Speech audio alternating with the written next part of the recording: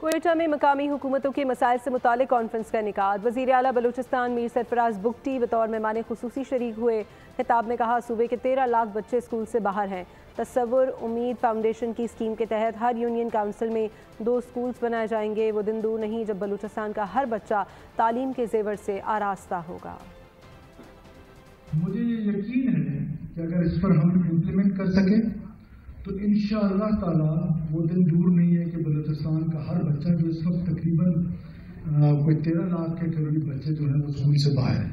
और उसकी वजह यही है कि हमारी आबादी बड़ी स्कैटर्ड है और गवर्नमेंट के वसाइल बड़े कम हैं, और फिर जो वसाइल हैं उनकी सही मानों में जो इम्प्लीमेंटेशन है शायद वो नहीं हो पा रही है। तो जब हर यूनियन काउंसिल में इमेजिन करें कि 2 ऐसे सेंटर बनेंगे जिसको लोकल लोग यूनियन काउंसिल लेवल पे चला रहे होंगे और उसकी फंडिंग जो है वो तसव्वुर फाउंडेशन कर रहे होंगे, तो मैं आज बहुत। सब्सक्राइब करें और बेल दबाएं ताकि कोई खबर रह न जाए।